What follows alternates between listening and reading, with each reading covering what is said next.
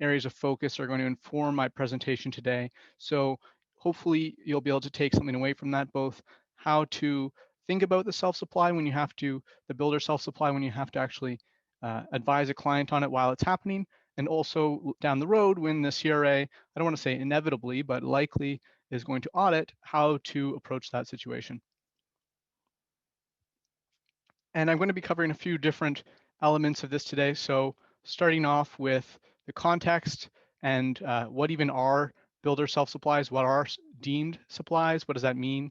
What kinds of builder self-supplies are there? So there are a number of different kinds. It's not just one universal Section 191 supply.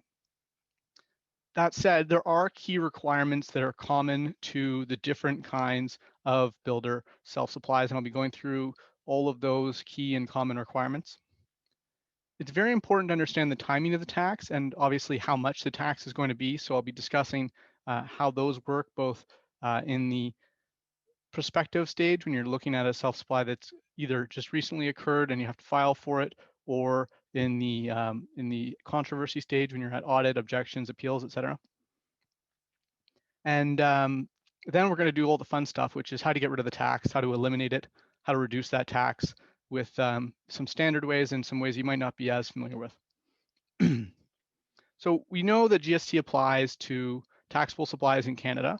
What might be less well known, and it's important to emphasize this, is that sales of real property in Canada are, quote, taxable unless exempt. Like that's not an actual quote from the Act, but that's what I'm trying to emphasize here, is that the default is that real property is taxable unless you can find a specific exemption.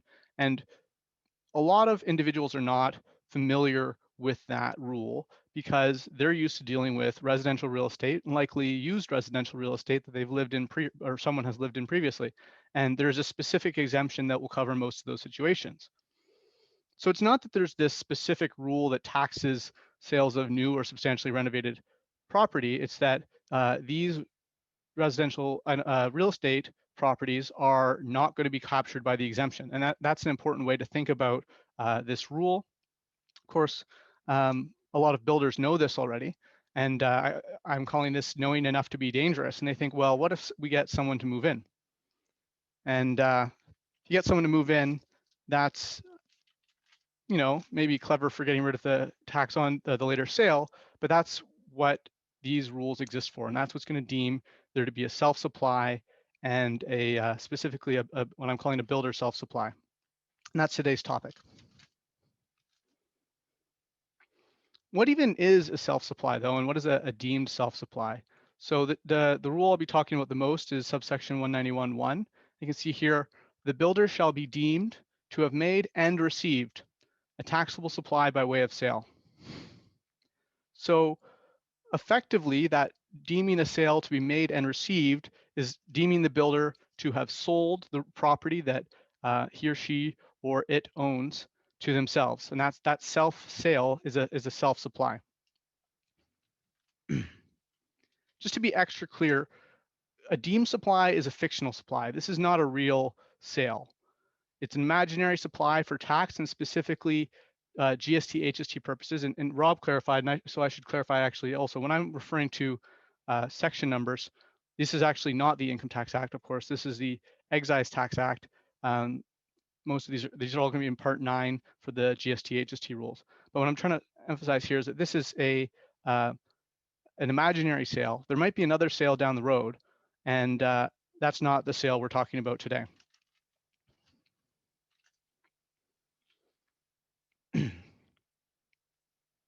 And there's also, when you have this deemed self-supply, there's going to be deemed tax collected. And as with the deemed sale itself, you didn't actually pay or collect any tax. Your client didn't actually pay or collect any tax, but it's deemed to have paid and collected tax. And that's relevant because even if they're not a registrant, that's going to increase their net tax. It's going to create a deemed trust for the GST, HST that's not been remitted over that supplier's assets. And effectively all these normal GST rules are going to apply for that imaginary tax that you're now going to have to owe. And this might be unexpected. So if your client or if you are unregistered and you're not filing GST, HST returns. And then you get captured by these rules where you have, and we'll be talking about exactly what brings you into, but generally you've built or substantially renovated residential real property and you've not been filing returns, then there's no assessment limitation period, meaning the CRA could go after you at any time. Unlike the Income Tax Act, the rule here is not exactly the same. And under the Excise Tax Act, when you've not filed your returns, even if you didn't know you had to file returns, there's no limitation period. And it's important to recognize also, and this might be well known to you if you've dealt with GST, HST objections before, but unlike income tax objections where you are opposing the tax and you say you don't actually owe the tax, with GST, HST, the default rule is that the CRA can still collect. So an objection or appeal won't stop collection action, and it might be possible to reach some sort of agreement with the CRA. They can be they can be reasonable, but they're not obliged to be. They don't have to play ball. So you could get stuck with many years down the line an assessment for 13% of the fair market value of your residential real property on a sale you didn't know you made, and you'll have to pay the tax even if you don't think it's owed. And that's, you might feel that's unjust, but that's how the rules work. And we need to be aware of that when we're advising our clients. So what kind of builder self-supplies are there? I've already mentioned that I'll primarily be discussing subsection 1. So that's section 191, subsection 1. And this is the general rule. This will apply in most contexts, not involving apartment buildings. It doesn't apply. There's actually 4 specific builder self-supply rules. This is the one I'll be discussing the most. And there are 3 requirements that are common to all builder self-supplies under section 191. Those key requirements I have listed at the bottom. I'll be discussing within limits. I won't be diving deeply into residential complex and what that means, but I'll be discussing what that means. It needs to be substantially renovated. I'll be discussing what substantially renovated means. I'll be discussing who is a builder and the fact that they need to give possession of the property or to occupy that themselves. And also the final requirement is that the person who takes possession is going to be the first to occupy that as a place of residence. And so you see here I have paragraphs A, B, and C. There's more to that subsection. This is just, these are the rules that will, this is sufficient to trigger the rule. There's actually other contexts that might trigger the rule that are slightly different, but particularly under B, you can see I've exerted some of that. There's a different rule for condos, but not all condos. So I just want to be clear on this. The general rule can apply for the substantial renovation of a condominium unit. The subsection 2 rule only applies where the condominium unit was occupied, and so possession was transferred prior to, and not necessarily occupied, but actual possession was transferred prior to registration of the condominium complex. And then later, the sale is not actually completed. So that's not a common situation, but it does arise. And it's important to recognize that there's a specific rule for that. If you have these facts where you have a condominium complex that's not yet registered and the unit possession has already been transferred, that's when you want to look at this different rule. But beyond that, I won't actually be discussing this rule today. I will be discussing subsection 3, which applies to apartment buildings. This section is important for the construction or substantial renovation of an apartment building. I'm going to come back to that. I won't be covering it much for this moment. I also wanted to recognize another provision that I won't be returning to, but does exist if it applies in your situation. This is where you want to look. And sorry, that says, I just see that it says 191.3. It's actually, this is all 191.4. It's for an addition to an apartment building. And all 4 of these subsections are going to have similar rules, which I will be covering soon. Finally, I'm not going to dive into the rules for nonprofits with government funding, but I do want to recognize that how this reflects on the rules we will be discussing. So generally, nonprofits who are builders and have these deemed self-supplies will have to pay at least as much tax as they claimed ITCs on input tax credits on the construction. That's not necessarily going to be the case for your clients, assuming they aren't captured by these rules.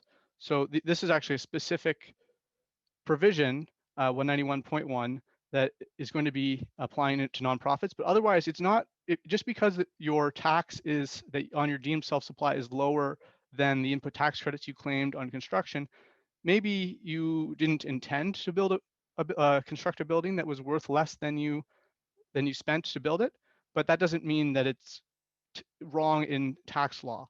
And that's something that I think sometimes the CRA doesn't struggles with, and they certainly don't like giving out more in refunds than they charge in tax. But this is how the rule operates: is that you can have tax lower than the input tax credits you claimed. And again, I say these are key requirements for builder self-supplies, but I could equally say that they're common requirements, or requirements common to all of the different rules. They're relevant to all 4 subsections, and I'll be discussing them in that context, but I'm also going to be discussing them specifically as they apply, and this will inform how I discuss them for subsections 1, which is the general rule, and subsection 3, which is the rule for construction or substantial renovation of an apartment building. I mentioned there's a specific definition of residential complex. There are specific definitions of other key terms, but really what we need to be thinking about are houses, condos, apartment buildings, and not hotels. If you are uncertain if the property or that you're dealing with, or the place where somebody's living, if you're uncertain if that actually qualifies as a residential complex or residential unit, et cetera, you're going to want to look to subsection 123.1, which is kind of the GST equivalent of subsection 248.1 in the Income Tax Act, but here we're in excise. And you have all your definitions in there. That's where you want to look if you're uncertain. But generally today, we can just assume that residential complex, et cetera, we're talking about houses, condos, apartment buildings.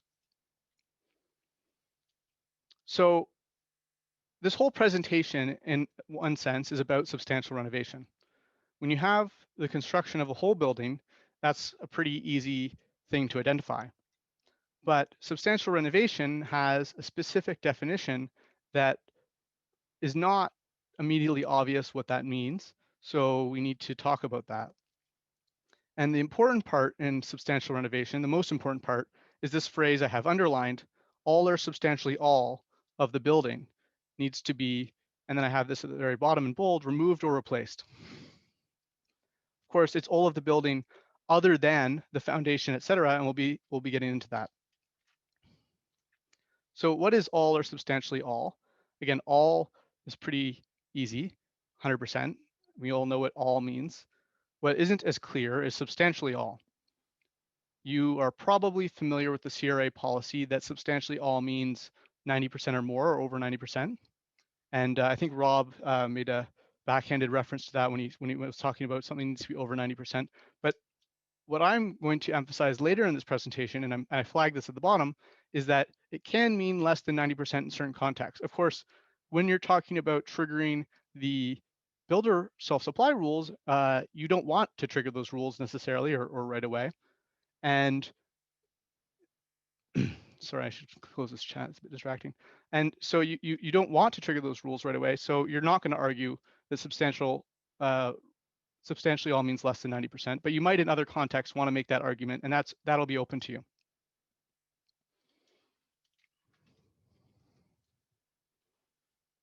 Oh, sorry, slide's not changing. There we are. And I mentioned that it's substantial renovation of the building, but it's not all of the building, it's the building other than. And what is this other than? Generally speaking, we're talking about the non-structural elements being renovated. So specifically, you see here, foundation, external walls, interior supporting walls, floors, roofs, staircases. There's another exception that's lengthy. It's basically common spaces for buildings that have common spaces that are not included. And when we're talking about substantial renovation of 90% other than, what we're trying to say is that you will have a substantial renovation if over 90% of the non-structural elements are removed or replaced. And I'm just pointing that out because it can be the actual definition, the way it's worded, you might, it's a whole paragraph, it might be a bit confusing. The simple way to think about it is if over 90% of the, and I have the nice picture here, we can see the floor has been removed, and other elements that are not actually the structural elements, if those are removed or replaced, that's when you have a substantial renovation. Now, not everyone is a builder, and also there are more people who are builders than you might expect. So the definition to builder is critically important to understanding how the self-supply rules work. Especially, I mean, they're the builder self-supply rules, so that should be obvious. And this is another lengthy definition, is longer than I have on this slide. I've taken out the parts that are most relevant and going to help or hurt in most cases. So I have paragraph A, B, and F. And F, I think is really, you want to know that paragraph. Paragraph F, we're going to cover that specifically. That's a critical paragraph that says, okay, you might have a builder, otherwise, looks like a builder, smells like a builder, but nonetheless, you're not going to have a builder because of this particular rule that says if it's an individual, otherwise than in the course of a business or an adventure concern in the nature of trade, then that person won't be a builder. And we'll dive into that. And I mentioned that a builder can be effectively anyone. Specifically, it says here, means a person, which means any person. And person is a defined term in the Excise Tax Act. The definition is not the same as in the Income Tax Act. And under the GST, HST, Excise Tax Act, it's not just an individual, not just a corporation, also can include a partnership, a trust, etc. There's a lot of persons for GST, HST. You could potentially have multiple people who are builders for the same property. That's worth noting. And I think that this might be confusing to your clients, if not to you, that a builder is not just a tradesperson. It can be a tradesperson if that tradesperson has some sort of construction lien on the property, but often the builder is going to be the homeowner who has either themselves started construction or substantial renovation, or has engaged someone else or is paying someone else effectively to do the construction or substantial renovation. Or it could be a purchaser under an agreement of purchase and sale for a house or a condo, whatever the residential complex is, that is already under construction. So this definition is broad, right? We're talking about builders. Like there's a lot of people who actually are builders who don't know they're builders, and the CRA knows this, and they really like to assess under these rules. So it's important that we're aware of who is and who specifically here isn't a builder. I mentioned there's an exclusion from the definition of builder under paragraph F, and that exclusion is not going to apply in all cases, obviously. So it'll apply specifically when the person is an individual, meaning a human, not a corporation, etc. But so it doesn't apply for all persons. It only applies for actual people, humans, individuals. And that person cannot be undergoing this construction in the course of, quote, a business or adventure or concern in the nature of trade. And the reason this definition is, you might have clued in, this is a little bit of a different language used than the Income Tax Act. And that's because business is defined in the Income Tax Act to include an adventure or concern in the nature of trade. For GST, HST, a business does not automatically include an adventure or concern in the nature of trade. So this rule, when does this kick in? It's you're looking at the exclusion when somebody is not already in a business, and you think, well, maybe they're not even in an adventure or concern in the nature of trade. And in that case, that's when you look at these factors, A through F. They're most neatly outlined in Happy Valley Farms. That's a case you can look up if you want. More recently, a very good case was Bygrave, and I have the citations for both of these here. Intention of the quote unquote alleged builder, the nature of their actual business. So if they're not in business of construction, or what is their actual business? What is their job? The nature of the property, use of borrowed funds, frequency of real estate transactions, circumstances of sale. These are all very important. The most important is going to be intention. So if your client was hoping to make some money, they had an intention to profit when they purchased that real estate and underwent the construction, they're going to be a builder, and you aren't going to be able to use these rules, this exception. But in other cases, it might not, their intention might not be clear.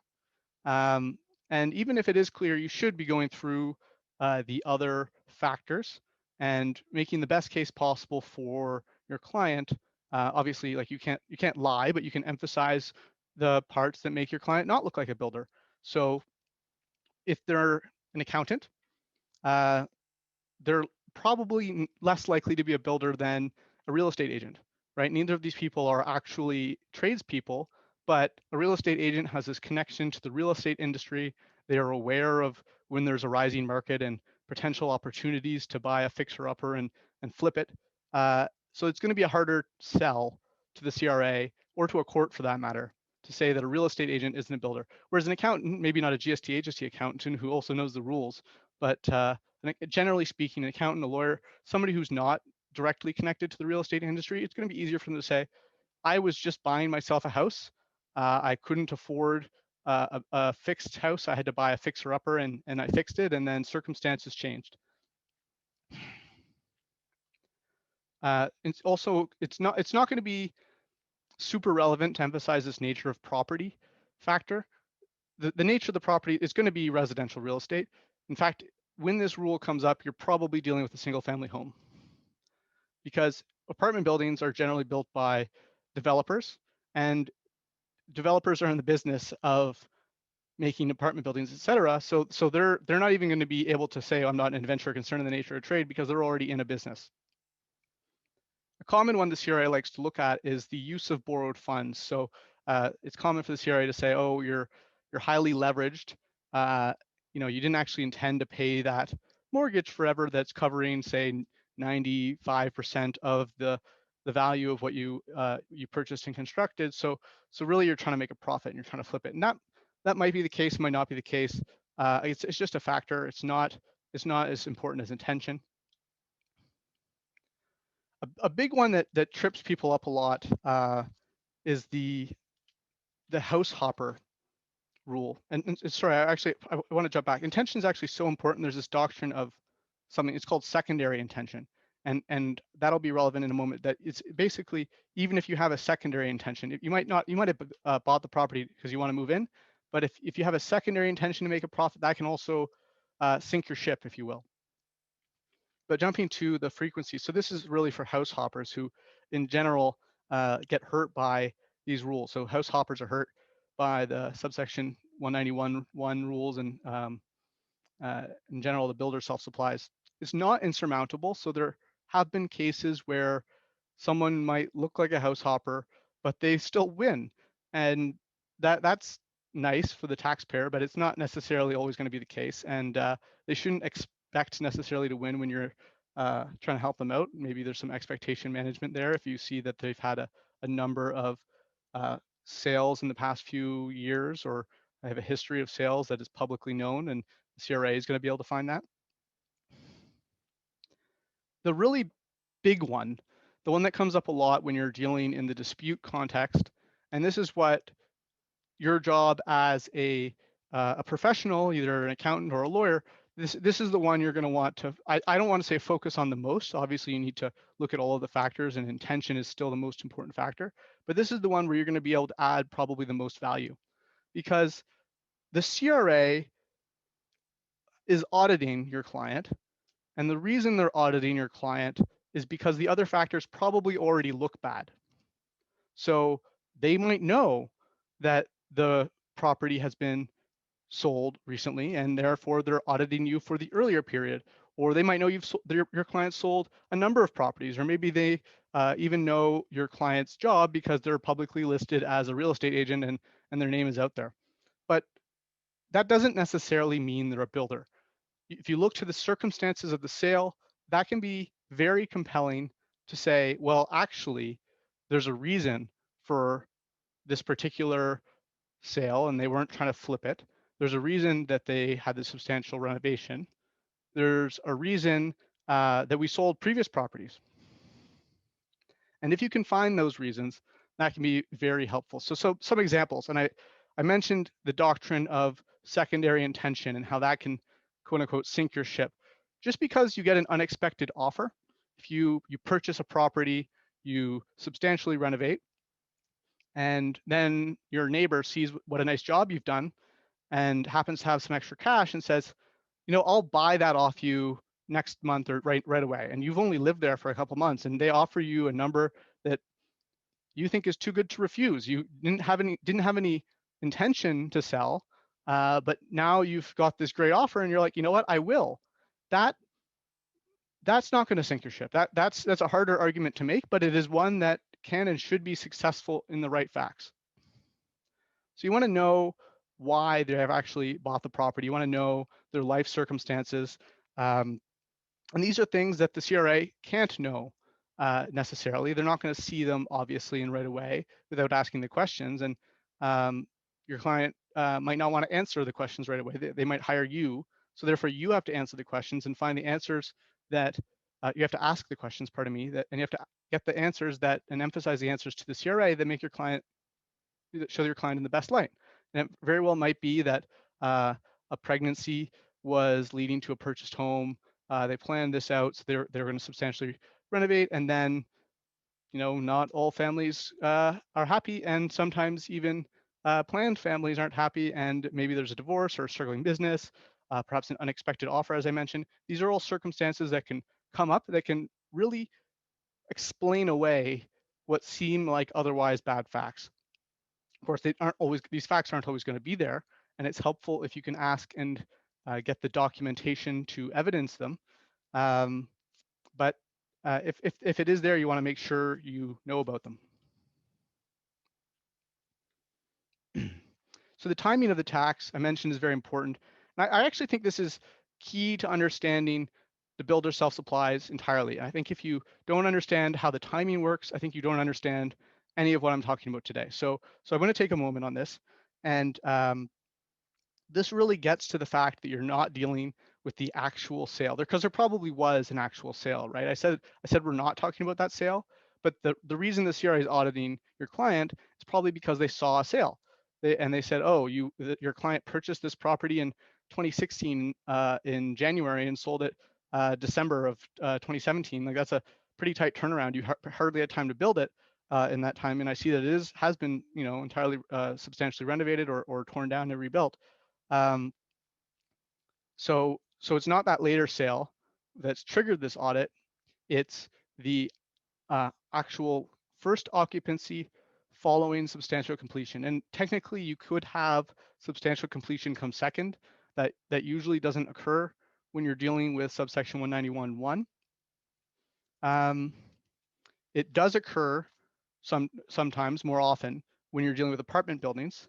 So subsection 191.3 has a very similar rule, but it's a little different. And obviously, you can have someone move into the ground floor before the 10th floor is built.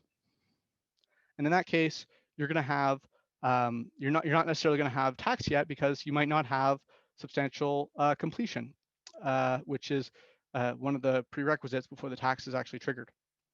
But once you have both first occupancy and substantial completion under either of these rules, you're going to have the tax get triggered. And something that's really worth emphasizing for apartment buildings is that it's the first of any unit. So if for some reason the whole building is constructed, it's complete, or substantially all of it is complete, and then you only have 50% of the units occupied on the same day, or maybe even one person, it only takes one, moves into one unit, you're going to have tax on the whole building. And builders know this, and generally, especially the established developers, but the ones who don't, who are maybe smaller time, you're going to want to be advising them on how this works, because they are going to want to know when they owe the tax.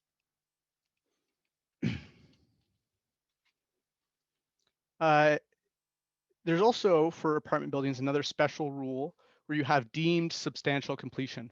And that's when you're going to be familiar with this phrase, all or substantially all of the units are occupied. So you might think, as a builder or when you're advising your client, maybe you don't want to take the position that you have substantial completion yet. But if over 90% of your units are already occupied, then you have substantial completion whether you like it or not. And of course, once you have substantially all of the units occupied, and you also, of course, because of that, have substantial completion, that will trigger the tax. So you could say that, this is not a term, but substantial occupancy, meaning substantially all the units are occupied. But you could say substantial occupancy is sufficient but not necessary to trigger the tax for apartment buildings.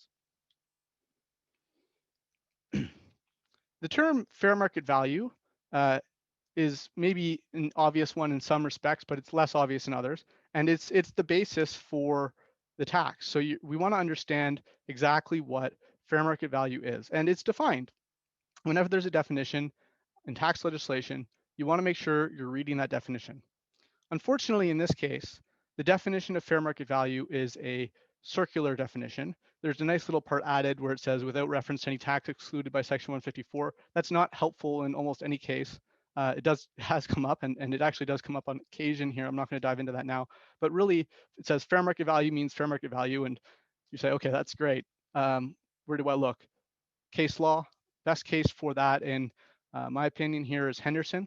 And what you're talking about is the highest price if the property is sold in a market not exposed to any undue stresses. So really, if I wanted to, and in an arm's length sale. So put in a one sentence soundbite, it's the price on an arm's length sale where there's no compulsion to buy or sell. Pardon me, getting a bit dry. But so that no compulsion to buy or sell, you might not like that because you might want to say that I'm compelled to sell by the act effectively. Not going to fly, unfortunately. And I'm going to speak, over this slide and the next slide, quite a bit on fair market value. So I'm just going to take a moment before I get into that and say, really, what am I getting at with this slide? The question is whether or not you want to retain a professional valuator. Obviously, there are these professional evaluators, and they pride themselves, and it's part of their obligations to be objective. And yet, your client or maybe your client's lawyer are going to be hiring these evaluators. So you actually could have, and I'll talk about this more on the other side, a battle of the experts. But when you're actually deciding whether or not you want to hire, it's good to recognize the factors. So one, these evaluators are competent to consider the definition under the case law. That's something that they're going to be familiar with. Standard valuation methodologies are acceptable. Income, comparables, cost approach. These are all valid to base an argument off of in terms of what the value actually is. Of course, they're not binding. And that's where we get into the CRA and the Crown going to their real estate appraisals division. They have a whole division in the CRA for issuing valuation reports, and you might get into a battle of the experts.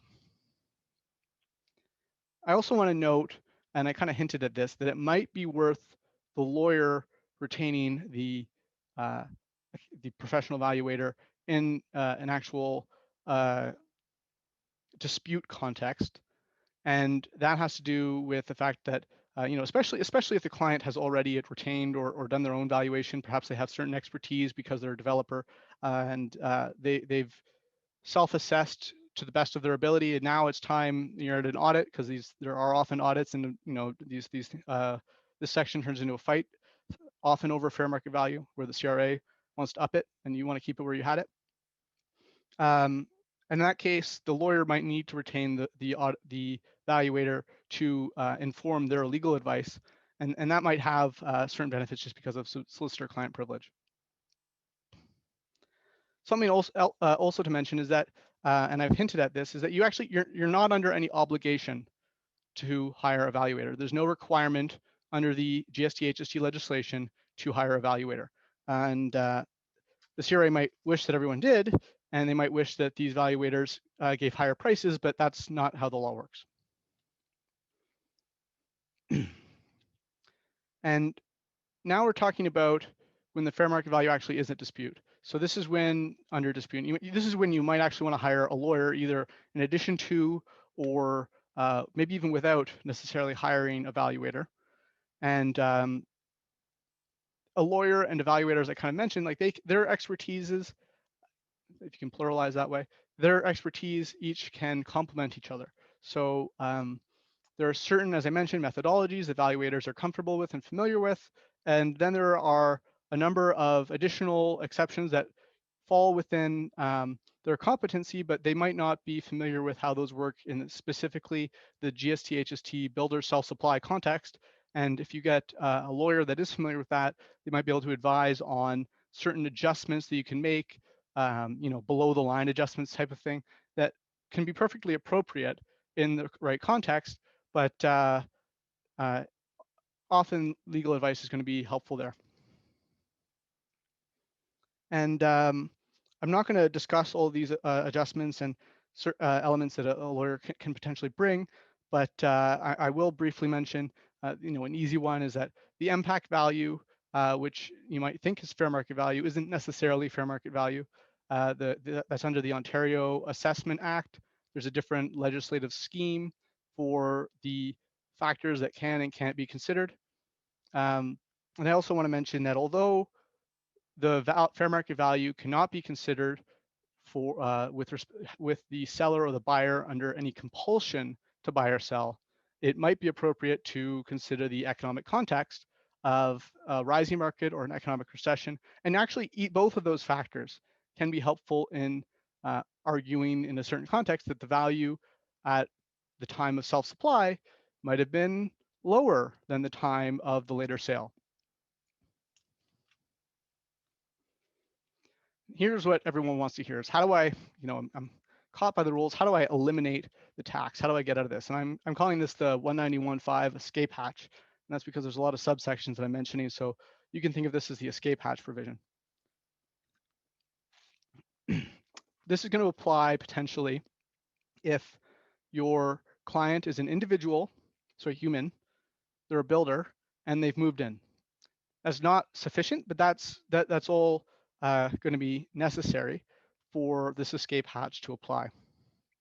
And I wouldn't plan on using this provision. That's why I call it an escape hatch. You're not using this to get out of something planning. This is when you're already down the road and your client didn't necessarily expect to be assessed, and now they're being assessed. And you want to say, well, the tax isn't owed anyway because they did not claim input tax credits, and that's a requirement here. So the builder claimed no input tax credits.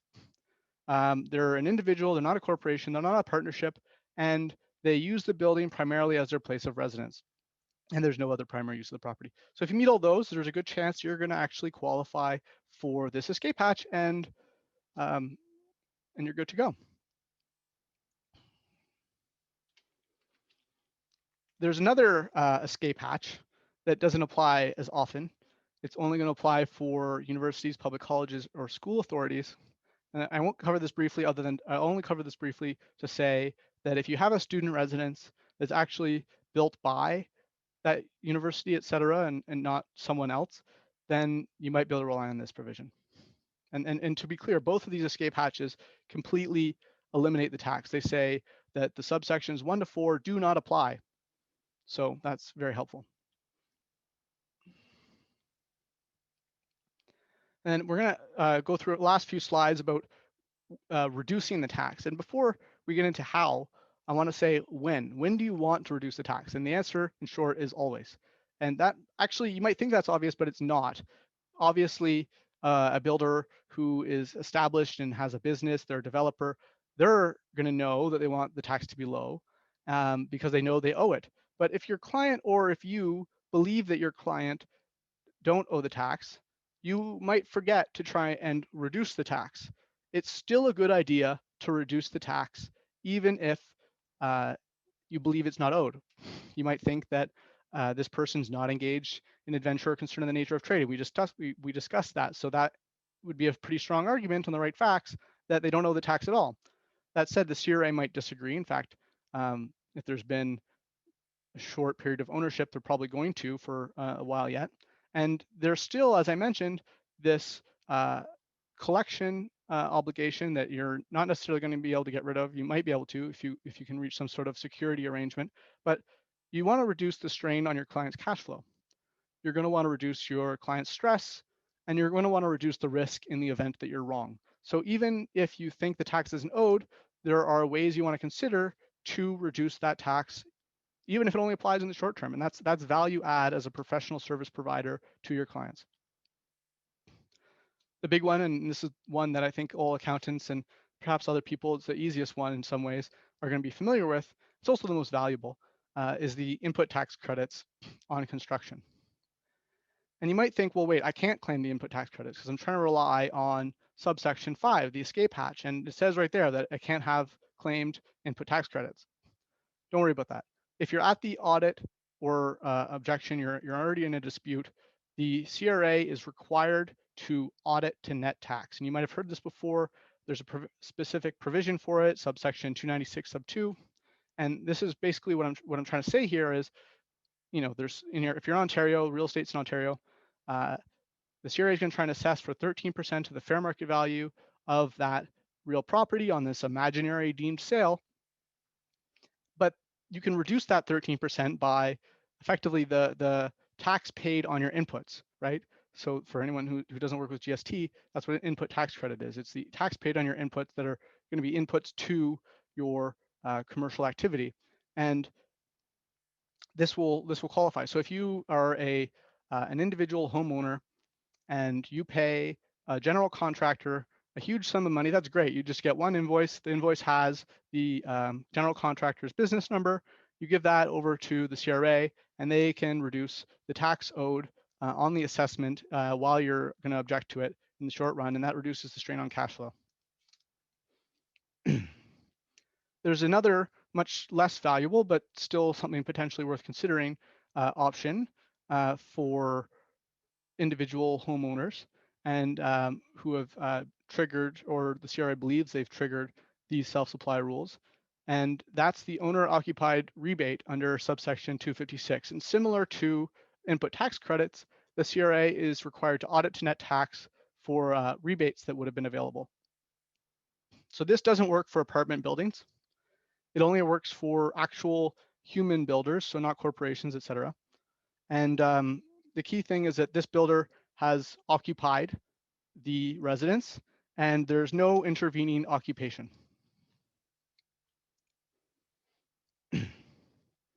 There's a requirement that it be their primary place of residence, and that's similar to, but not exactly the same as the requirement under subsection 191.5, that escape hatch. And you might think, well, if I'm already claiming they're primarily residing in, I'm not sure I'm not sure I can or I want to make this additional claim when there's such a similar requirement. But this is really going to be valuable if your client claimed input tax credits earlier or some other reason they don't qualify for that 191 elimination tax. And also the residency requirement is not exactly the same. So if you have standard claim, sorry, I changed slides there. If you have standard claim language, if you maybe run through that once or twice, then you'll be able to claim this rather easily. And it can be worth, if the home was over $450,000, up to $24,000. So not a huge amount compared to 13% on your $1 million plus building, but it's still something you want to consider. And at the very least, might be able to help with cash flow considerations. One rebate that is definitely worth considering if you have the client has leased this residential unit to someone else is going to be the new residential rental rebate.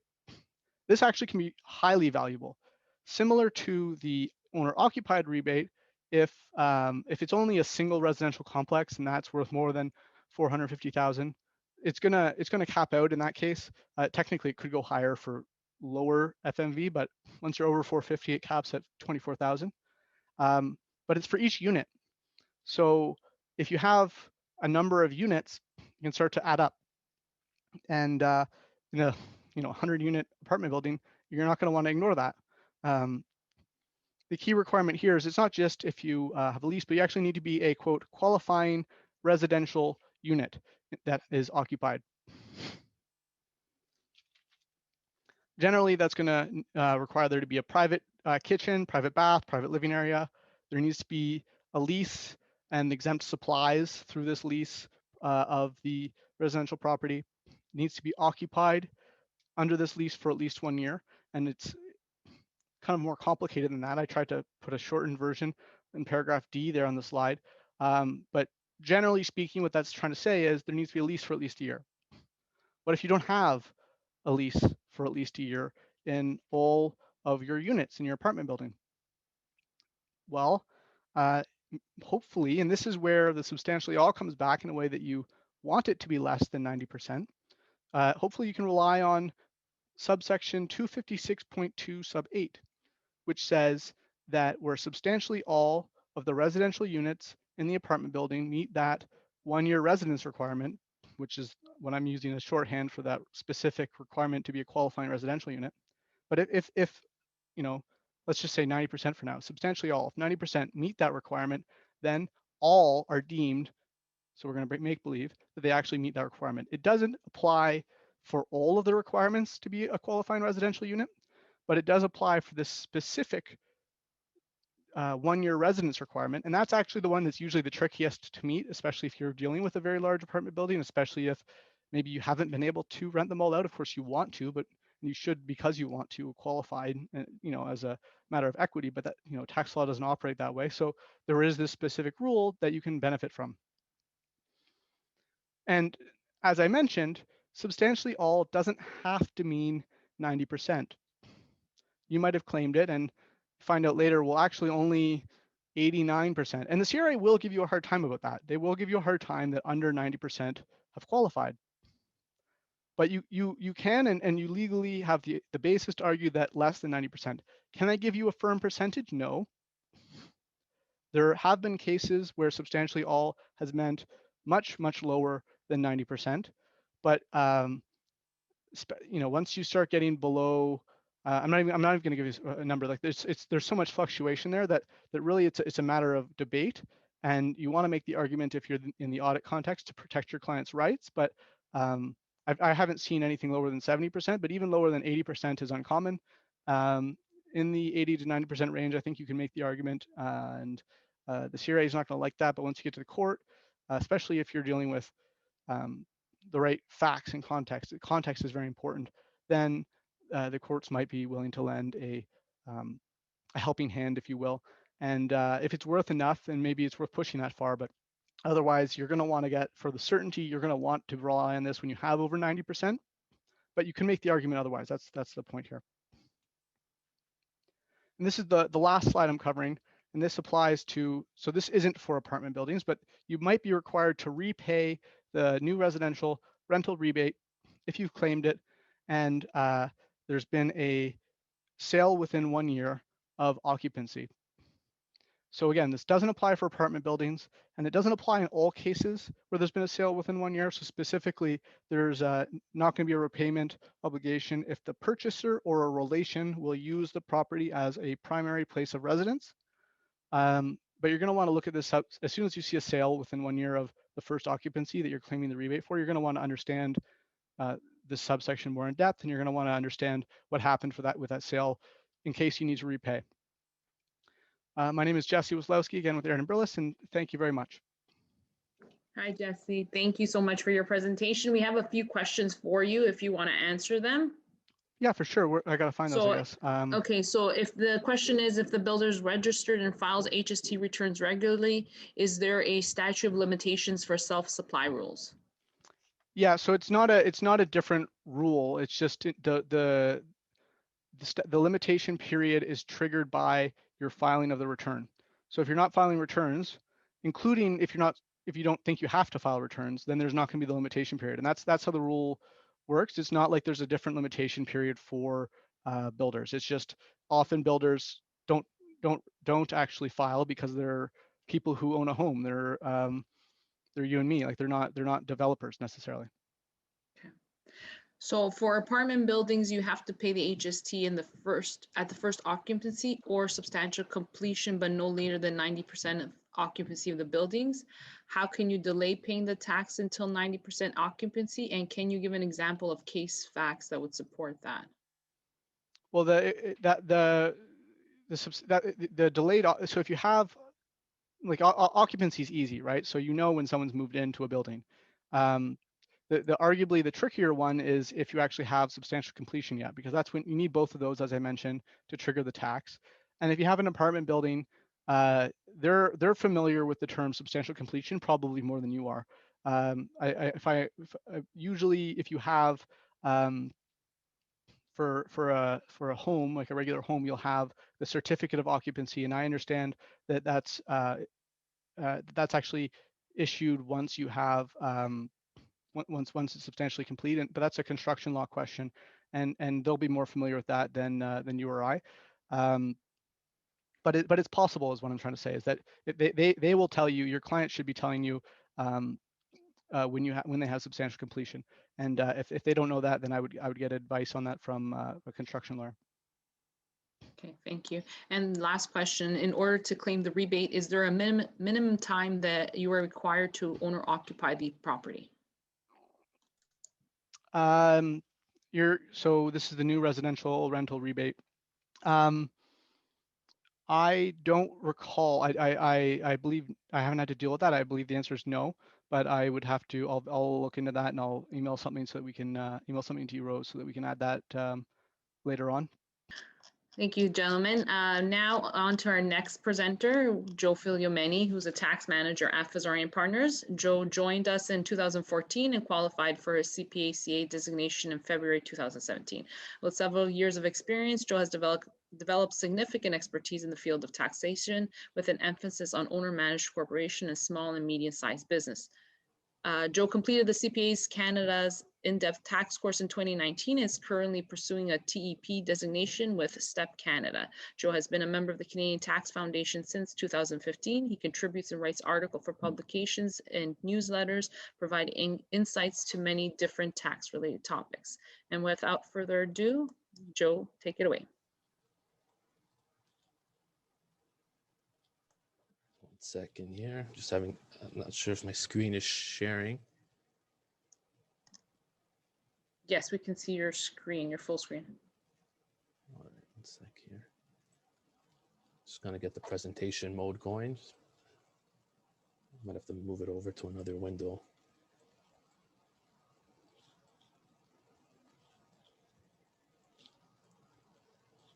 While we're waiting for Joe to start, just a reminder to all attendees that to sign into the chat as in email, you'll be emailed your certificate of completion of this seminar when we're done. Is that better? We got it up? Yes, we got it up. Perfect. All right, well, good morning, everyone. Thanks, Rose, for the introduction. As she mentioned, my name is Joe Figliomeni. I'm a tax manager here at Fazzari Partners. I've been with the firm for the past 7 years. I've been fortunate to work with such a great group of individuals. To start off today, I'm going to be talking about loss utilization strategies. We'll have a quick overview of some of the basic loss rules, and then I'll dive into some of the strategies for loss consolidation within a corporate group. I'll start off with some of the more formal strategies that are governed by legislation, such as amalgamation and windups. And then I'll close off with discussing some of the more informal loss strategy techniques that aren't governed by statutes. And a lot of these techniques have received positive feedback from the CRA. But having said that, there's still numerous pitfalls and traps, which we'll go through as part of this presentation. Okay. So as we all know, businesses don't operate with the intention of realizing losses. However, with the COVID-19 pandemic, it's impacted various businesses across the globe. Right here in Canada, we've seen numerous businesses suffer unexpected losses in the hospitality, travel, and entertainment industries, taking significant hits over the past year. Some businesses have been able to weather the storm and were able to jump in to making hand sanitizers, PPE, and while restaurants looked for innovative ways to get their customers in the door, whether it's through curbside pickup or pop-up patios in their parking lots, we've seen no lack of innovation amongst a lot of these businesses.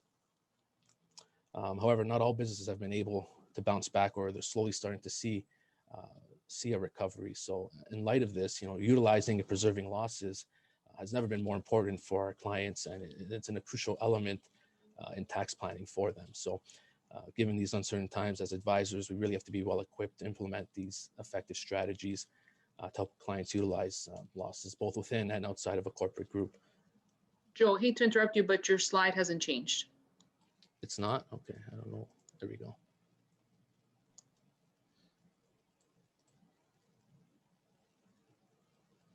It's changing now? Yeah, we're on slide 4? Yes, now we're on loss utilization planning. Yes, slide 4. Great. Thank you. Yeah, no problem. So just to start off with some of the loss basics, our first type of loss are non-capital losses, and these are essentially losses from business or property. As most of us know, these post-2005 non-capital losses have a 20-year tax carry forward and a 3-year tax carryback. Similarly, net capital losses are another type of loss, and they're essentially your allowable capital losses in excess of any taxable capital gains in the year. Unlike the non-capital losses, these types of losses have an indefinite carry forward period, but similarly, they also have a 3-year carryback provision. It's important to note that claiming these losses is a discretionary deduction, but if a client is going to be claiming them, it's going to be done so on a first in, first out basis. So the earliest losses will be absorbed first before the more recent losses are. Also note that there are other types of losses, such as farm losses, restricted farm losses, as well as partnership losses, but those are going to be beyond the scope of today's presentation. And I know many of us are familiar with these loss basics, but I wanted to touch upon them because they really set the foundation for loss utilization planning. You're going to see throughout the presentation, we're going to look to maximize both losses that will be carried forward, as well as making the best of loss carrybacks as well.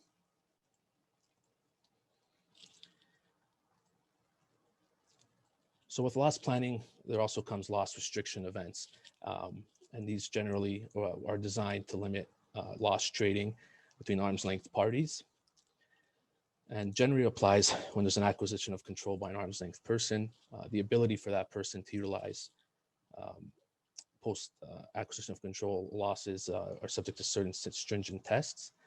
These are outlined in paragraph 111(5)(a) of the Income Tax Act. So a quick overview of some of those stringent tests that I'm sure a lot of us are aware are the losses must have been from carrying on a business. There has to be a reasonable expectation of profit. And in order to use the losses, it must be from a same or similar business. You must meet that test. It's also important to note that in the 2013 federal budget, Finance introduced similar loss restriction event rules for trusts. So these will kick in when you have a person or a group of persons that become majority interest beneficiaries of the trust.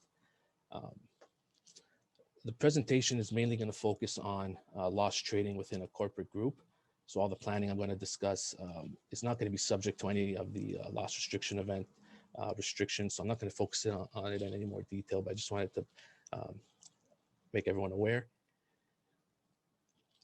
There are also certain stop loss or suspended loss rules within an affiliated group. This is an important consideration when doing loss planning because the CRA generally accepts loss planning when groups are affiliated. So it's important to have an understanding of these rules. So generally speaking, an individual and their spouse are affiliated with each other, and also any corporations that they control. So if you do have a suspended loss, it's normally deferred until a triggering event occurs. And simply put, a triggering event usually is going to be a sale to an arm's length party. The suspended loss rules will apply on transfers of capital and depreciable property, inventory, and also share redemptions.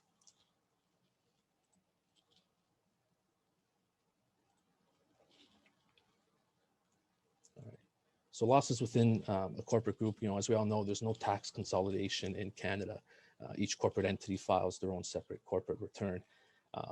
Finance did hold some public consultations back in 2010 and 2012 where they were considering doing tax consolidation in Canada.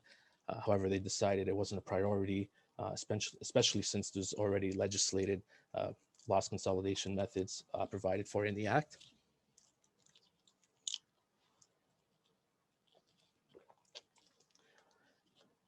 So these legislated common strategies can generally be done on a tax-deferred basis, and they extend to amalgamation and wind-ups, which are the most common. So with these types of legislated loss consolidation strategies, there's a higher degree of certainty since just because they are prescribed by statute. So the risk is relatively low of implementing this type of loss consolidation strategy compared to some of the other informal strategies I'm going to discuss later.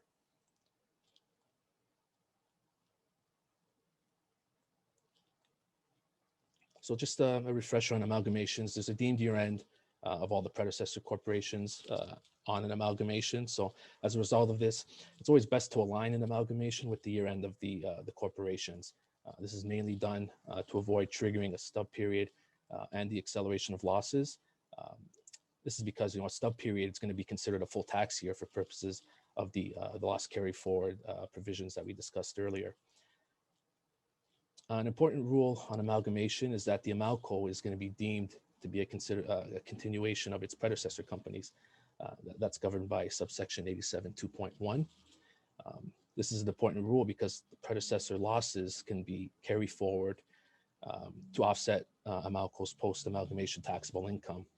And the good thing is that these losses are available immediately in the first year of the amalco if it's taxable.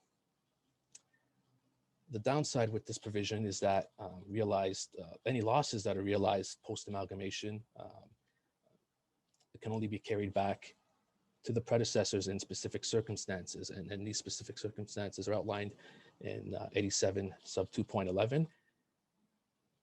And essentially that provision states, a loss carryback can only occur on a vertical amalgamation of a parent and a wholly owned subsidiary company. So it won't apply if you're looking to amalgamate two sister corporations. So provided you vertically amalgamate a parent and a sub, this provision is going to allow amalco to carry any losses, let's say it realizes in year one, back to the predecessor parent corporation only. So there's no ability to carry back losses to a predecessor subsidiary, but you can do so with the parent company. And the normal carryback time limits we discussed earlier in our loss basics review apply. And it's important to note that these carryback rules also extend to the carryback of foreign and investment tax credits. So as a planning point, if an amalgamation is to occur and you're expecting that amalco to continue incurring losses, you want to restructure the group to ensure that the parent company is the profitable corp. This way you can carry back losses under this enhancement provision. So a simple example, I mentioned earlier that you can't, this enhancement provision doesn't work when you amalgamate two sister corporations. So in this case, we have a parent co and subco B, which are both profitable. And then we have subco A, which has been sustaining losses for some time. So if you amalgamate as is, you'll be able to carry back losses to the parent co prior years. But what about subco B's profits? So what can the group do in this situation? So in this case, parent co would simply transfer its shares of subco A to subco P on a tax-deferred basis under Section 85. And then subco A and subco B would be vertically amalgamated. And this will allow subco B to utilize and carry back, it will allow the amalgamated entity in its first year after amalgamation to carry back any losses sustained back to subco B's predecessor years. So this works great when you have profit co as the parent co and loss co as a subsidiary. But what if you have the reverse situation? So in that case here, as you see, we have loss co, that's the parent company. If you amalgamate as is, post-amalgamation losses, can't be carried back. Can be carried back to the predecessor parent, which in this case is Losco, which provides no benefit because it won't have taxable income in any of its prior taxation years. So how can we get losses carried back to Profit Co? So what's commonly done is what's called a somersault or a tuck under transaction. Essentially, Losco is going to roll its shares. The shareholder of Losco is going to roll its shares under Profit Co for additional shares of Profit Co. And then you'll have Profit Co as the parent of the loss co, and then they'll be amalgamated. And the enhancement rules under 87 2.11 will become available. So losses can be carried back to offset the Profit Co's previous year's taxable incomes. So this planning was given a thumbs up and approved in the Tremblay case. The case was mainly a case on subsection 84.2, but a lot of tax practitioners rely on that decision for implementing somersault transactions and loss consolidation planning. The only problem with this type of somersault is that it does result in incestuous shareholdings, and it can be problematic in provinces like Alberta and Ontario that don't allow a subsidiary to own shares of its parent company. BC is one province, for example, that does allow incestuous shareholdings. So some lawyers have suggested, you can continue Profit Co and Loss Co in a different jurisdiction, perhaps have file articles of continuance to move them to BC. Some other lawyers have taken the position, incestuous shareholdings for a short period of time just to facilitate a loss consolidation strategy or a somersault may not be an issue, since immediately after the rollover or shortly thereafter, the companies are going to be amalgamated. So it's a bit of a gray area, but something to consult with the lawyer when implementing these transactions. But in either case, a somersault is achievable. So some planning points and traps with respects to amalgamations. The biggest planning point and trap is botching the 87 2.11 planning by having the wrong corporation as a parent company. So you see in this case here, we have ACO that has taxable income of $100, BCO with taxable income of $50, and CCO that has been sustaining losses. So if you amalgamate the vertical chain as is, and Amalco, let's say, realizes $125 loss in its first year, the maximum carryback allowed is only going to be $100. So you're limited to the taxable income of ACO. So what you've done in this case is you've essentially lost the ability to carry back and wipe out any of BCO's prior year taxable income. So to avoid this, or an alternative, is to basically stagger the amalgamations, have BCO and CCO amalgamate first, and then once BCO's taxable income from previous years is completely absorbed with CCO losses, then that Amalco can be amalgamated with ACO, especially if the losses are planning to continue, or if there's already an existing loss carry forward available. Second example of where this planning could be botched is where you have two profitable parent companies with loss making subsidiaries. So if you amalgamate the four companies as is, the enhancement planning provided by 87 2.11 won't apply, since there's no evident parent company after the amalgamation. So if Amalco was to realize a loss in year one, there would be no carryback available, since there's no parent. So in this case here, it would be best to amalgamate each parent with the respective subsidiary first until all carrybacks pretty much have been maximized, and then you can amalgamate the two Profit Cos at that time.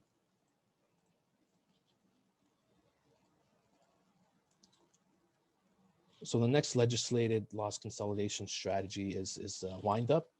So in order to be eligible for a wind up, you must have two companies that are taxable Canadian corporations, and the parent must have at least a 90% interest in the subsidiary. The loss carryback rules on a wind up are similar to that of the amalgamation, where losses can be carried back to the parent co's prior year taxable income. And on a similar front, you have no ability to carry back losses to offset any subsidiaries' taxable income pre-wind up. The nice thing about a wind up is that there's no deemed year end triggered at the parent co level, so you won't have any acceleration of losses or carry forwards.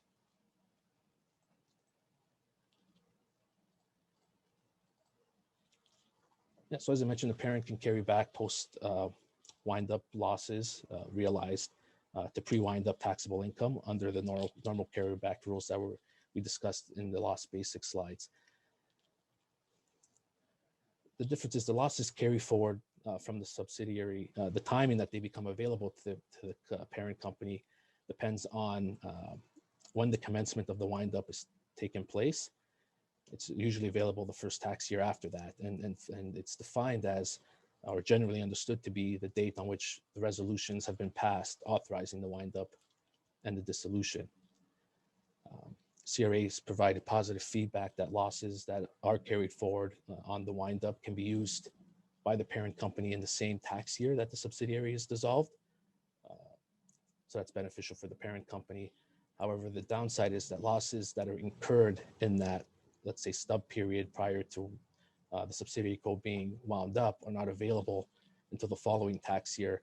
And that's mainly because those losses are deemed to be incurred in the parent company's tax year. And so you can't carry back losses that are obviously incurred in the year. And this is a simple example of that.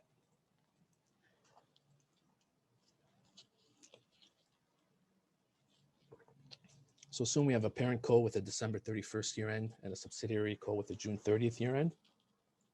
The subsidiary company has cumulative non-capital losses of $95,000 up to its fiscal year end, June 30th, 2020. So if a wind-up was to commence on October 31st, 2020, there'd be a stub period filing required for the subsidiary company from July 1st to October 31st. And let's say they realize a loss of $5,000 during that period. So the non-capital losses that will be available to the parent will be $95,000 in their December 31st, 2020 taxation year, which is the carry forward amount from the subsidiary. But that $5,000 loss incurred in the stub period won't be available until the 2021 tax year. So fortunately, there is a relieving provision, basically, which will allow the parent company to deduct that $5,000 non-capital loss in its 2020 tax year instead of its 2021 tax year. And that's simply done by them filing a election. It's referred to as an 88 1.1F election. And it's a deeming rule that basically says the loss has incurred in 2020 as opposed to 2021. And to elect for this to apply, the parent company simply ticks off a box on Schedule 4 of its corporate tax return. It's also to note that there's a similar provision for net capital losses as well. So some planning points for wind-ups, similar to amalgamations, you want to ensure you have the proper parent company up top. You want to be able to carry back losses to a profitable parent company and not a loss co. Furthermore, the timing is critical. As I mentioned, the time when the parent company can get access to those non-capital losses is dependent on when the wind-up commences. So you want to make sure, if you do want to utilize losses within a year, that the timing of the dissolution is critical. Also keep in mind that the subsidiary company can't claim any CCA in that final year. And the biggest thing is you want to take advantage of the various elections available. I spoke to the accelerated losses election, but there's also a debt forgiveness election that must be filed if you do have a situation where the parent and the subsidiary have intercorporate debt. They must file an election to settle that debt at cost, or else the debt forgiveness rules can apply on a wind-up. So just some overall considerations for both amalgamations and wind-up. Generally, you won't realize a capital gain on an amalgamation or wind-up, but there is an exception if the PUC of the shares exceeds the adjusted cost base. So some common planning points to circumvent this exception when you do have that situation arise is to engage in what's called PUC reduction planning. Simply put, prior to amalgamation, there'll be a return of PUC to bring it down to the same level as the adjusted cost base so that there's no capital gain or loss on the amalgamation or wind-up. CRA has taken a position that they may apply GAR. They clarified this in April 2019. And they gave a specific example saying, we may apply GAR to a pre-wind-up PUC reduction if a parent company subscribes or acquires a subsidiary for $1, let's say, and those shares have PUC of $1,000. CRA's position in those cases there, if that you engage in PUC reduction, we may apply GAR and tax you on a capital gain. Some other important considerations, as I discussed earlier, CRA generally won't apply GAR if you have loss consolidation between affiliated groups. So it's important to ensure all parties involved are affiliated when engaging in this type of planning. Lastly, the debt forgiveness. There's no election required for amalgamations, unlike the windup that we discussed. On amalgamations, intercorporate debts are deemed to be settled at cost by virtue of the legislation. Okay, so next I'm going to dive into some of the other planning strategies, which are a lot less formal since they're not provided for by any legislation. Again, as I mentioned, the CRA has provided some positive feedback on a lot of these alternatives, but there is a lot of risks associated with them, especially if you trip up on some of the planning. So the first loss planning strategy is a simple one. It's essentially, well, you have a profit co and a loss co engaging in management fees or a lease type arrangement where profit co is basically going to engage loss co for services, which they'll pay management fees or rent amounts over to loss co, and then loss co will essentially use its loss carry forwards to offset that taxable income from those fees and services provided. Some important considerations with this type of planning is deductibility is a huge issue. So the fees have to be earned in the normal course of business, and they should be at at market rates similar to what you would pay an arm's length person to do the same or similar work. And it's important that loss co actually provide the services, and it's not just a sham transaction or just a journal entry just to kind of shift profits. It's important that they substantiate the work that's being performed. It's also important to make sure that these arrangements are legally effective.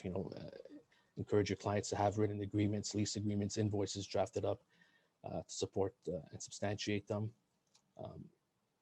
Often another item that gets overlooked is the GST and HST. So a lot of these intercorporate fees will be subject to this tax. So it's important to consider if the corporate group would be eligible for the 156 election, which would basically deem any intercorporate transactions to be done for no consideration for HST purposes. And this will just improve cash flows on these fees. Another planning strategy that can be implemented to consolidate losses is to have profit co transfer any assets it has with accrued gains to loss co. So this will be done under Section 85 usually, and then loss co will in turn sell the assets it's received from profit co to an arm's length person. Loss co can then use its loss carry forwards to offset any capital gains realized on the sale of that asset it received from profit co. And this works really well when profit co is looking to sell an asset, but obviously doesn't want to realize the capital gain in its own income. So CRA's position on this is that GAR won't apply on the transfer from profit co to loss co because they would be affiliated, but they would consider applying GAR if you engage in a Section 85 rollover, and one of the main purposes of the transfer is to basically obtain the benefit of losses from someone who's not affiliated. So in this case here, affiliation applies, and then GAR wouldn't apply. Other things to keep in mind, similar to the previous strategies, you need to consider the indirect taxes. So the GST could apply on any transfers of property, as well as if it's real property, you need to consider any land transfer tax implications as well. You also want to ensure that profit co and loss co are connected for Part 4 tax purposes. And this is mainly in the event there's future dividends paid from loss co to profit co.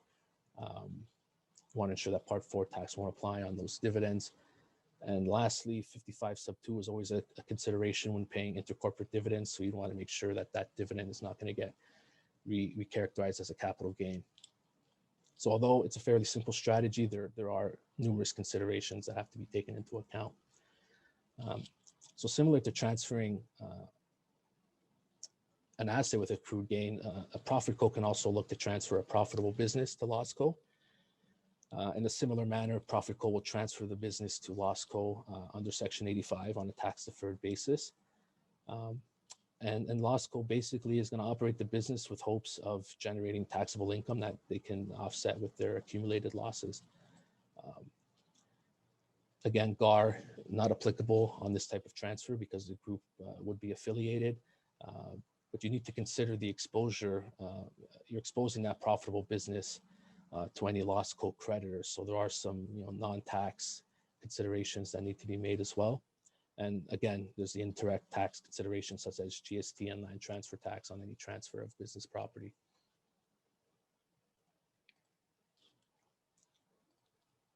So another type of strategy is basically to generate interest income in loss co, which it can use to offset, which will use its losses to offset that interest income. So this works well when loss co has, let's say, cash reserves with them that they could enter into an interest-bearing loan with Profit Co at commercial rates. Profit Co will pay that interest over to loss co, which is offset with their losses. The main consideration with this type of strategy is that you need to be careful that Profit Co has to have a reason for borrowing that money, and it's got to be tied to some income-generating activity. And it's also important that interest is earned in the normal course of business at market rates, and that's just again to support deductibility of the interest. The downside with this type of planning is that generally you would need cash reserves in loss co, which may not always be likely for a company that's generating losses. So another interest income generating strategy is daylight loan planning. Essentially, with this type of planning, Profit Co is going to borrow funds from the bank and use those funds to subscribe for preferred shares in loss co. Loss co is then going to take those funds from the share subscription and give it right back to Profit Co in the form of an interest-bearing note, again at commercial rate to ensure deductibility. Then Profit Co is going to take that loan it gets back from loss co and repay the bank on the same day. So effectively, we've done the same planning on the previous slide. Profit Co is basically generating an interest deduction, and loss co is generating interest income, which is going to be offset with their losses. It's important to note, CRA has said the interest deductibility test is satisfied because the loan was taken out by Profit Co for the purposes of producing income, which is the possibility of receiving dividend income on the shares it subscribed for in loss co. So it's a win-win there, and also any intercorporate dividends that are paid out from loss co to Profit Co should be flow tax-free.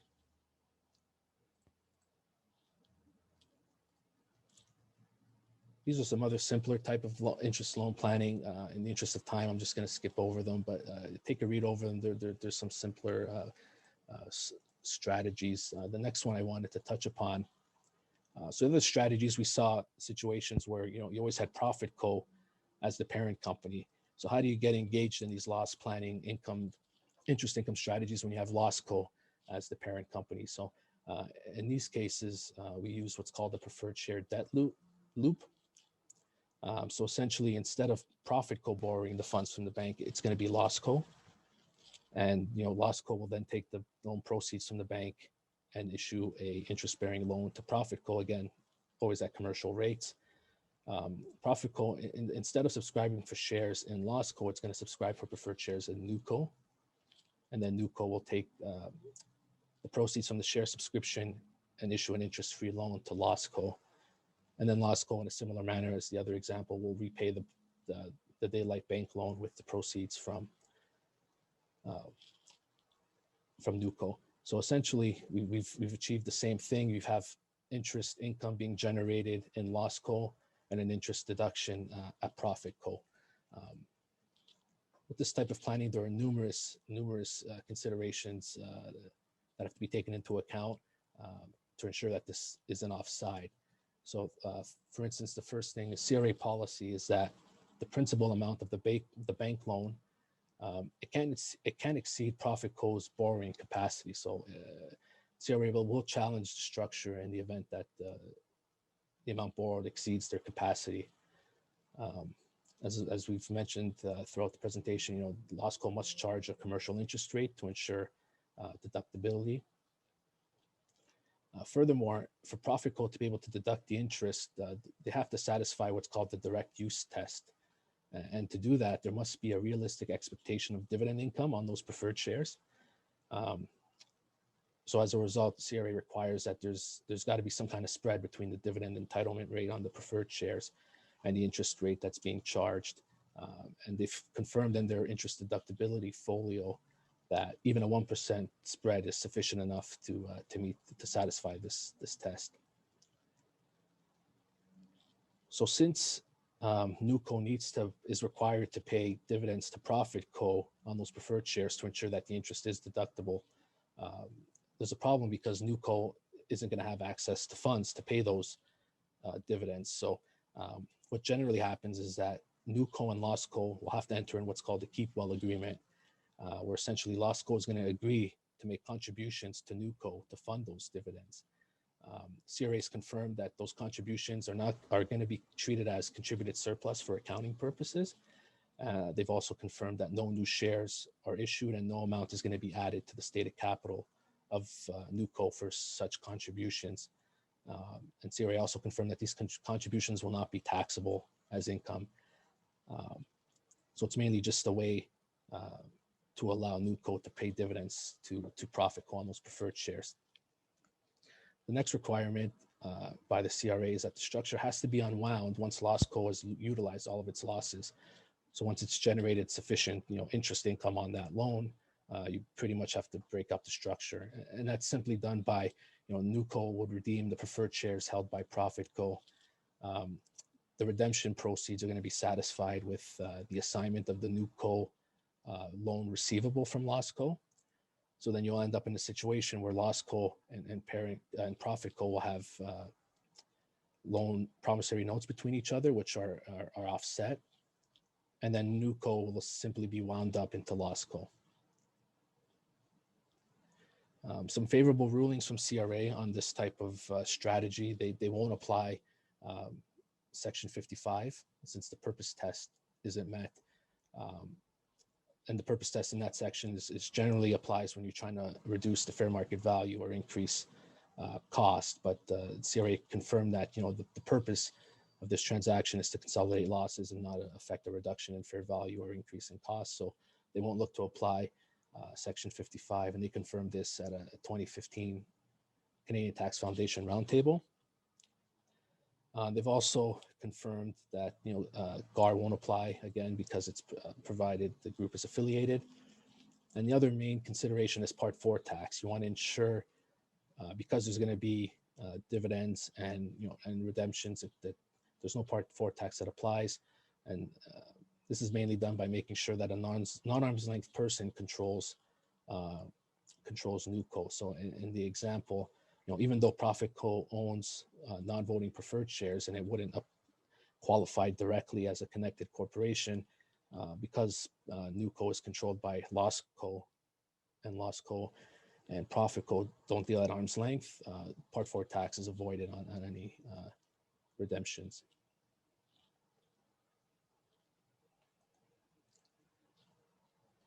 So that's it for loss consolidation strategies. I'm going to spend the next 15 minutes talking about some prescribed rate loan planning.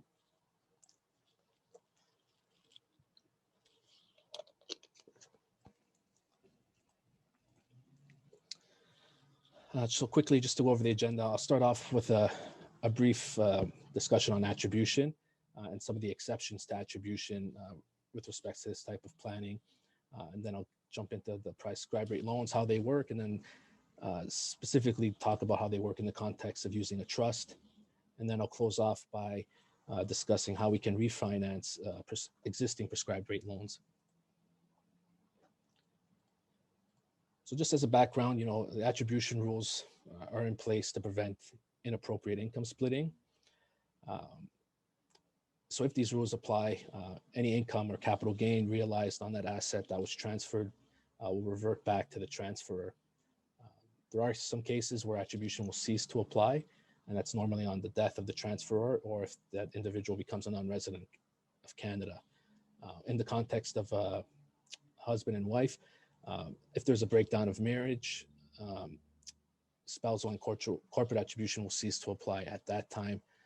It's important to note, however, they have to jointly elect to stop attribution on capital gains. So it's not automatic for capital gain attribution. So there are numerous forms of transfers that are caught by the attribution rules. I'm mainly going to focus on the first three, basically the transfers to spouses and minors, either directly or through a trust. So a simple example of how attribution may apply is on a gift to a spouse. Suppose Mr. A gives a portfolio to his wife that earns $50,000 of income in capital gains. That $50,000 of income is going to attribute back to Mr. A. There are some exceptions to the attribution rules. Transfers at fair market value are exempt. In the context of a spousal transfer, we need to ensure that they elect out of the automatic spousal rollover provisions. Furthermore, the spouse receiving the property has to pay the transferor full value consideration. So if any of that consideration includes debt, it's important that the transferor charges interest at the CRA prescribed rate at the time the transfer occurs. And we all know currently that rate is 1%. So it's pretty cheap to get into these fair market interest exception type planning. The caveat is that the interest has to be paid within 30 days of the end of the taxation year, and that's a hard deadline, and the amount actually has to be paid. It can't be satisfied with a promissory note saying I'm going to pay the interest. The interest must be paid within 30 days. And so to rely on the fair market value interest exception, it'll cease to apply if that interest isn't paid within 30 days. So for example, if you had a spouse that was making payments on time for 10 years straight, and then come year 11, they missed that 30-day deadline, well, you've lost your ability to rely on this exemption for the entire time that the loan was outstanding. Some additional exceptions, there are loans that are subject to prescribed rates of interest. So if there's not a fair market value sale, but there's a fair market value loan, and these rules are similar to the ones discussed under the fair market value interest exception. There's also no attribution on reinvested income, so second generation income that was previously subject to attribution. If you reinvest that income, there's no attribution on that. There's also provision that allows a spousal gift to a TFSA that's subject obviously to the spouse's unused TFSA room. There won't be any attribution on those contributions. Similarly with RSPs, any amounts withdrawn from a spousal RSP won't be subject to attribution provided the contributions weren't made within the last 3 years. Also, any amounts that are subject to TOSI won't be subject to attribution, and that's simply because they're already taxed at the top marginal rates. And lastly, RESP payments for a minor child are not subject to attribution, as well as if you take their Canada Child benefit payments that you receive and you invest those funds, the investment income earned on those won't be subject to attribution as well. So the prescribed rate loans, it's a really lucrative income splitting opportunity, especially now where the prescribed rate is as low as it can go. It's at 1%. It's been previously 2% since April of 2018. And it really works well when your pre-tax rate of return exceeds the prescribed rate. So I know that the current rates of returns in the market are low given the economic conditions, but it's still beneficial to get involved in this type of planning because the rates will likely eventually increase in the future. But more importantly, you can lock in the prescribed rate now, and that amount is locked in indefinitely. And CRA's confirmed this at a previous roundtable. So a simple example of how this would work, Mr. A would lend his spouse $300,000 at a prescribed rate of 1%. Their rate of return normally is 5%. Mr. A is taxed at the top marginal rate, let's say of 54%, and his spouse is taxed at a much lower rate of 20%. And his spouse pays, the $3,000 required interest by January 30th of the following year. So they've effectively saved $4,000 in tax by implementing this type of strategy. Had Mr. A taken that 5% return directly, his tax bill would have been $8,100. So you can see that this type of planning is lucrative. So as I mentioned, when we were talking about attribution, it does extend to a trust set up for the benefit of a spouse or a minor child. It's important to note that attribution is only going to apply when the amounts are distributed or deemed distributed by the trust to a designated person. So if you have a situation where a trust earns some investment income but doesn't designate it to any one beneficiary, there'd be no attribution since the trust is going to pay and likely pay at the top tax rate. But there's still a common vehicle used for income splitting, similar to if individuals, if the loan was made directly, the trust can also rely on the interest exception, provided it pays that prescribed rate of interest within 30 days. So a typical structure for prescribed rate loan planning through a trust is you'll have an individual that creates a trust in favor of a spouse and their minor children. That principal, who's also a trustee, would loan funds to the trust at a prescribed rate. The trust will then in turn invest those funds into arm's length investments, and then it'll allocate income annually to the spouse and or children in any manner that the trustee sees fit. And the main thing is that the trust must pay that interest again within 30 days. So what's the benefit of the trust as opposed to doing the loan directly? Well, the principal can maintain control of the assets through the trust by being a trustee.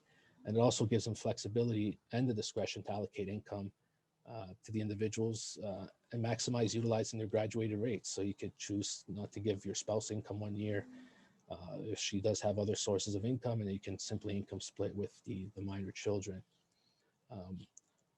Another important consideration, which often gets overlooked by clients, is that the use of a trust will prevent the public trustee from getting involved with those funds if there is no formal trust. So, for example, in Ontario, a parent can't hold more than $10,000 for any one minor child. So putting the funds in trust with the formal trust arrangement will circumvent that. And lastly, using the trust will prevent the funds from vesting at the age of majority. So if you're holding these funds in an informal trust, for example, once that child becomes 18, the funds are accessible to them.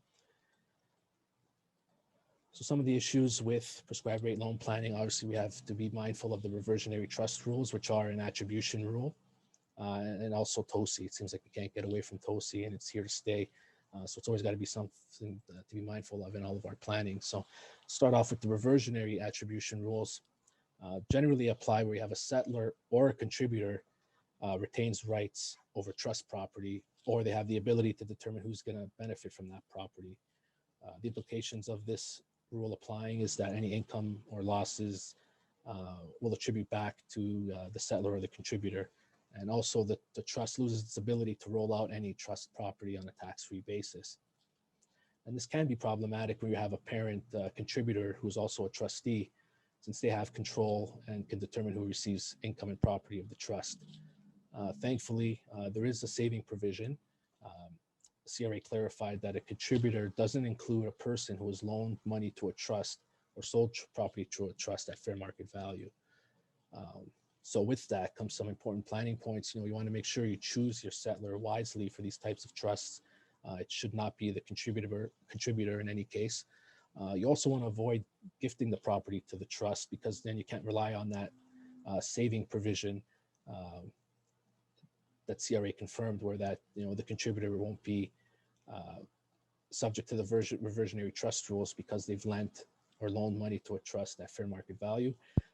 So by gifting it, you kind of you won't be able to rely on that provision. The other thing, you want to ensure that the loans are properly documented and supported. The fair market value on the sale to a trust should be supported and substantiated.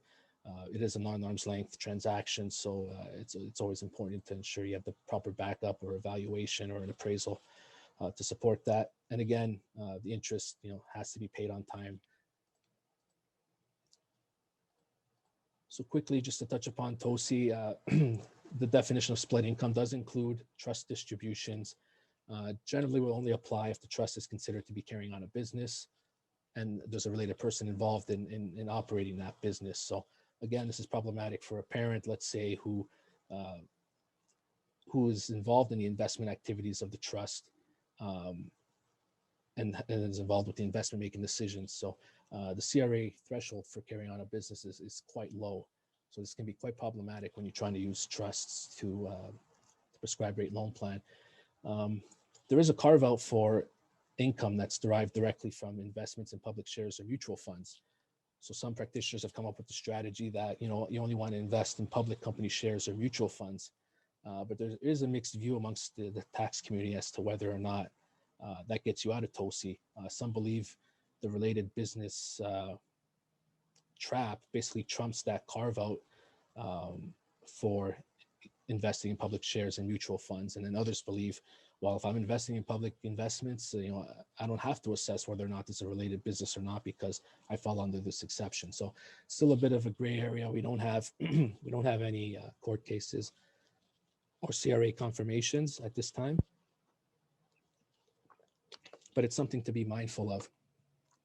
So given that there's so much ambiguity, is there any other alternatives to avoid TOSI in these situations? Well, some other advisors have thought, you know what, I can plan my trust so that I have an investment advisor that has exclusive decision rights. This way, CRA can't take the position that there's a related person and a related business with respect to the investment decisions. And CRA came back and said, you know what, well, that's a question of fact. There's no blanket provision saying just because you have an investment advisor that you don't have a related business. So still, we don't have much clarity. So some other alternatives to consider is that maybe perhaps in the trust deed, you include a restriction saying, you know, related trustees can't be involved in any decision, investment decisions of the trust. But this can be problematic. You know, you may already have a trust that's set up that doesn't provide for this. So in that case, you could consider replacing the trustees. But again, generally individuals don't want to give up control of the assets. So it's not sound planning. Okay, and to close off, I have a couple of minutes to go through this. So for existing prescribed rate loans, you know, what happens to those that were financed, let's say at the 2% rate that's been in existence prior to it dropping to 1%? So you can always consider refinancing these old loans. There are some anti-avoidance rules that need to be considered, such as the repayment of existing indebtedness under 74.1 sub 3. And this anti-avoidance rule basically extends attribution where an individual basically uses a new loan to repay an existing loan. So a simple example of that would be, you know, you have Mrs. A that borrows $200,000 from the bank and uses that money to invest in shares. If her husband, Mr. A, repays any portion of that $200 debt that Mrs. A incurred, you know, attribution is going to apply to Mr. A on the pro rata basis based on how much he's repaid of that loan. Previously, in order to refinance a existing prescribed rate loan, the planning was you had to dispose of all of the investments, the original investments that were acquired with the loan proceeds. And then on disposition, repay the old prescribed rate loan with the proceeds from the disposition, and then get advanced a new loan and subscribe at the lower rate, and then use those funds to acquire new investments. You know, this planning was always problematic because it triggered a disposition because you had to sell the entire investment that you used the loan to acquire, and it resulted in capital gains tax. So recently the CRA was asked to clarify their position, and in October 2020 at the Canadian Tax Foundation annual tax conference, this question was posed to them. Essentially, you know, an individual had acquired a prescribed rate loan at the rate of 2%, a $100,000 loan that was used to acquire securities. The securities have doubled in value to $200,000. The individual is looking to refinance now at the 1% rate. So the individual is planning to only sell half the securities, or $100,000, just enough to repay the original loan. And then they would borrow an additional $100,000 at a 1% prescribed rate. And that $100,000 will be used to subscribe for new securities.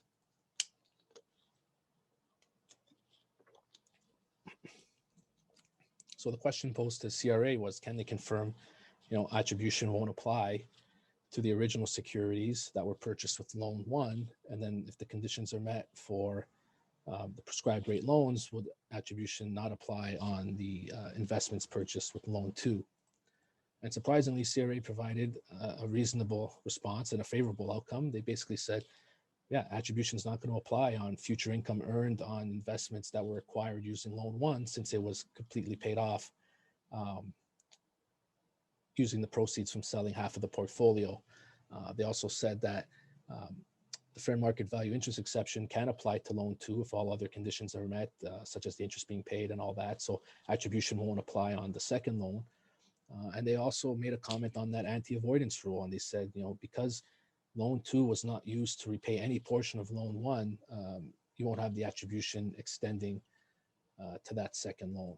So some positive feedback from the CRA. So with that, we can take some planning points when refinancing prescribed rate loans. You want to basically pick and choose which assets you want to liquidate, right? Liquidate the ones with little or no accrued gains to repay that initial loan. This way you minimize any taxes on disposition, right? You don't want to select gains, assets with accrued gains and trigger tax. Ensure that, that replacement loan, that new loan, that the 1% rate is used to acquire assets directly. You want to ensure it's not used at all to pay the prior loan. And as I stressed throughout this entire presentation, don't miss those interest payment dates. They're extremely important. Promissory note cannot be issued to satisfy the payment. So issue those payments, keep copies of the checks, and ensure you have the proper documentation to support that. So with that, I did go a couple of minutes over, but I think we can squeeze in a couple of questions. Oh, looks like So there's only one question. Are there Okay. restrictions on the interest rate charged on intercompany or related court debt? So it's not so much that there's restrictions, it just has to be reasonable, right? The reasonability test has to come in. So normally the default is you try to charge market rates on those debts. Okay, perfect. Well, thank you everyone for attending today. Just a reminder to keep a lookout for that email and regarding our future webinars that are coming up. Thank you to the presenters, Rob, Jesse, and Joe. You guys did a great job, and I hope everyone took away something from it today. Again, thanks again for attending, and see you soon.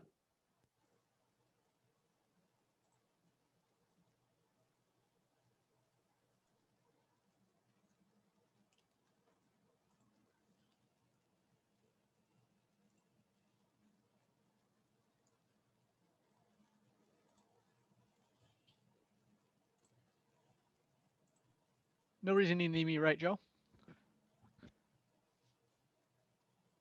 Hi, Joe. Sorry. Hey, Jesse. No, I think we're good. Thanks a Okay. lot. Wonderful. Yeah, well done. Okay, I'm going to All pop right. off then. Hey, Jesse, it's Frank. Yes. Hey, Hi, Frank. thank you very much. Hey, to all of you guys. Not a problem. And great work at hosting this. Thank you so much for inviting us over. Yeah, and I hope it's a good start. We're going to get it posted as a webinar, right, Joe? Yeah. Yeah. Yeah, we're hoping to get it posted on our website, so it'll be available for people to view. That's wonderful. And I'll likely add a little note just to clarify the questions that were asked, so you can have those at the end. Perfect. Or maybe, yeah. Perfect. Wonderful. Yeah. If you Thanks got again, Jesse.